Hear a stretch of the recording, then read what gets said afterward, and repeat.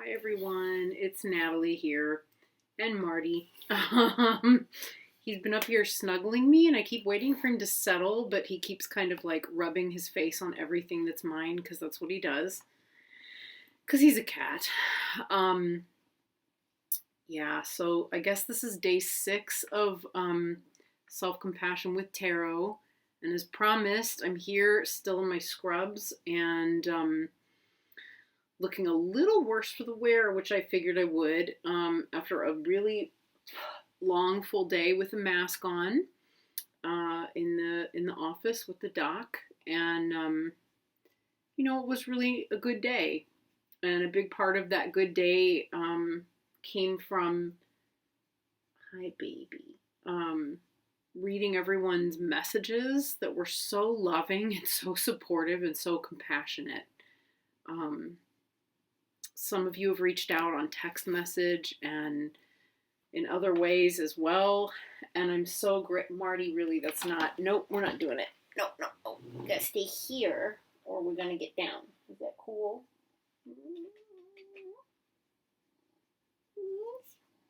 He's still purring, so I assume it is. Yeah, it's reading everyone's messages has been really uplifting and left me feeling incredibly loved, and the sympathy has been really, and empathy and it's all been amazing. It really, I couldn't respond to the messages, all of them yet, and really from the time I got home, I've been kind of occupied with various things around the house and with the dog, and just making dinner and eating, and I feel good. I'm tired in a good way, but I feel really good. Um, yeah, I mean, I'm definitely not myself because of grief, but the self, I feel like the self-compassion component of it is really on target. Um, yeah, it's good. It's sweet. And interestingly, the cards reflect exactly, of course, exactly where things are today. So when I asked, whew, thank you. Now Trinley's got to join in. I'm so, oh Lord, I'm completely fluffed all over with magical cat fibers all over myself, because that's what cats do. The cards came out in a way that I would completely have expected, given what I just said, which was exactly how I was feeling when I drew them. But there were two that popped out. I used, once again, the Bone Stone and Earth Flesh Tarot by Avalon Cameron and Anatorian. It's this one. And today, the two cards that came jumping out of the deck almost immediately, the Three of Pentacles, which is so beautiful. Building self-compassion. I feel this one deeply as like building self-compassion is a collaborative effort. There's a creativity to it. There's there's the hard work aspect to it, which is what came up yesterday, in terms of making it a reality, making it something that's solid and that's like completely in your life.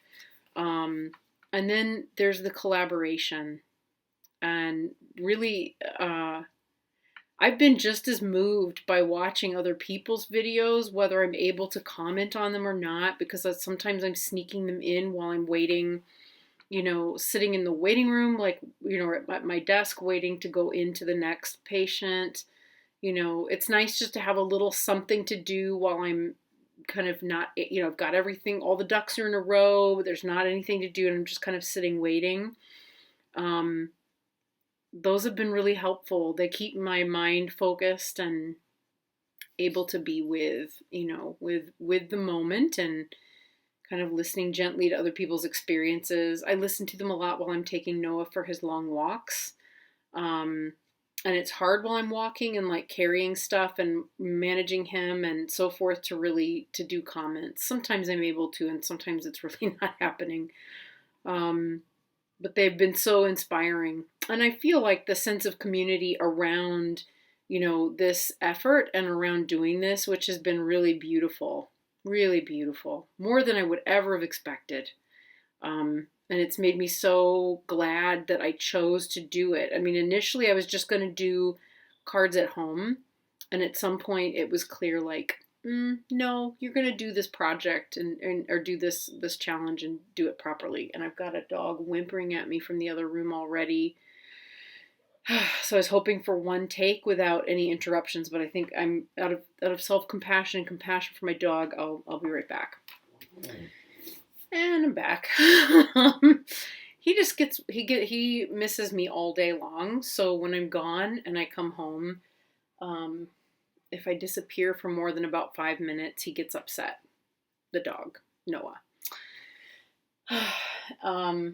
Because he loves me and he feels better knowing that I'm like right where he can see me and smell me and hear me.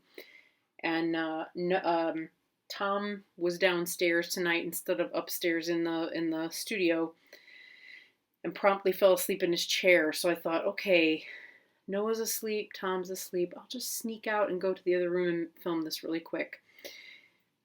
Never works out that way. It never works out that way.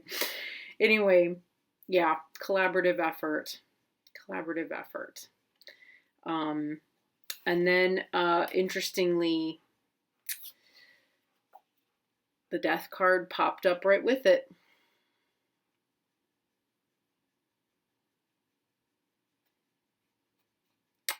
Yeah. So literal this time. Literal. And also representative of the kind of transformation that happens for any one of us when we meet with some form of a death. I really love this death card. And it actually really did pop out right along with this one. This one was on top. This one was underneath. But yeah, this particular death card really,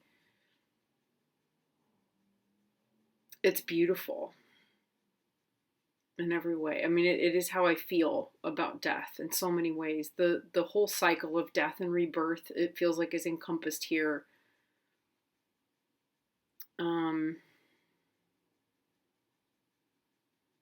Yeah.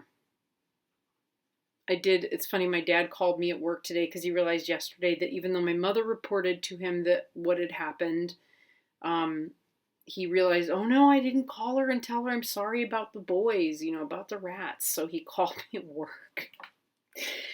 Thankfully, nobody was there, and I could because of course I immediately started crying and sobbing, and I can't help it. That it just, when emotions come to the surface, I'm not somebody who can actually hide them. I'm just not. And when I stuff them, it's made me very sick in the past. I mean, really, really chronically ill. And I've learned just not to stuff emotions. I'd rather explain what's going on or find a way to be articulate or excuse myself or something, but I just can't. It's not possible anymore. So what you see is what you get. If I burst into tears, I burst into tears. That's just how it is. So, it's, that's grief. That's how it goes. But it's funny because the grief as well has this effect. It really releases something inside of us, is released and strengthened and awakened, and it's beautiful. It's really beautiful. Yeah. So I don't know. Yeah, I feel like, this is a collaborative, the collaboration of effort in self-compassion, living that example and seeing it lived in others is a form of collaboration. And the way that it's been so constructive and healing for me around death this time and grief. Yeah. And I'm just kind of in that quiet space right now with it. Like, I don't have a whole lot to say. I feel very calm. I feel very peaceful.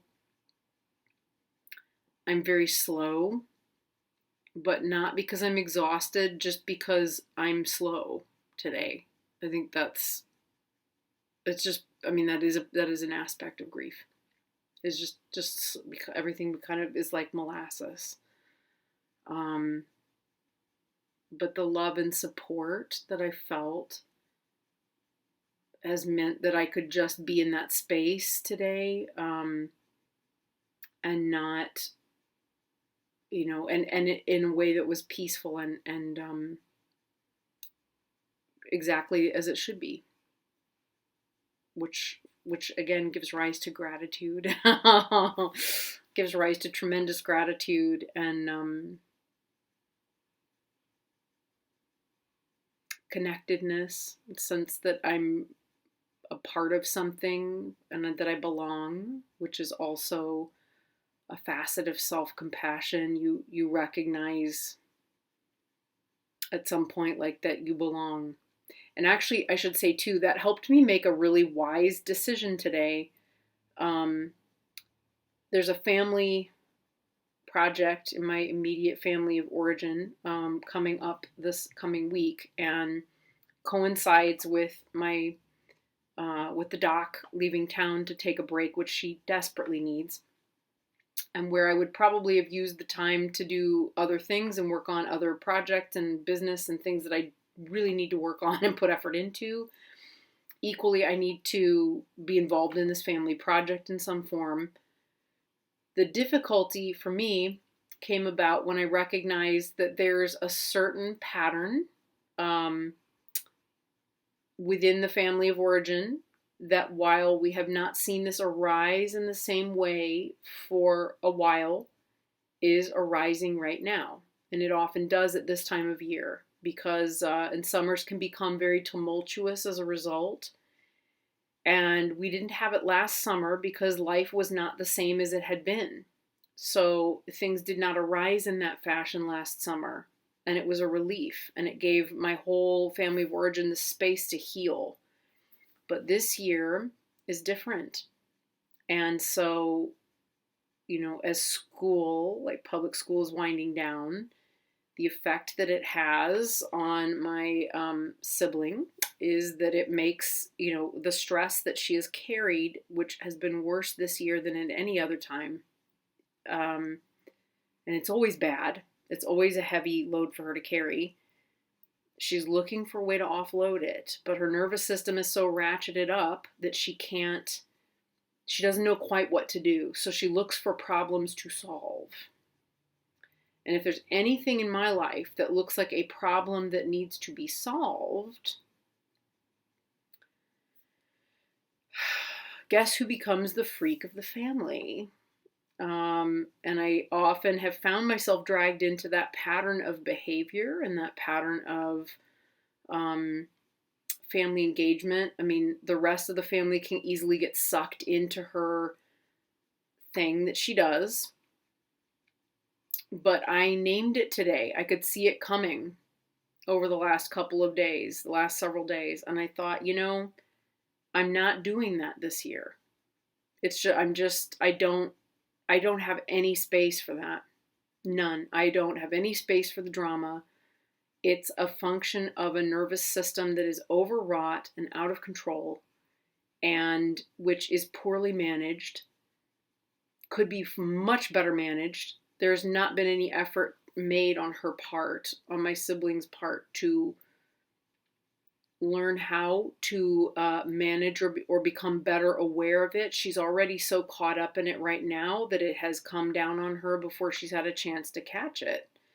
So no matter how many times we've worked on this pattern together and done this dance together, it's not better this year, right now. And she's done a lot of really hurtful things and said a lot of really hurtful things to me,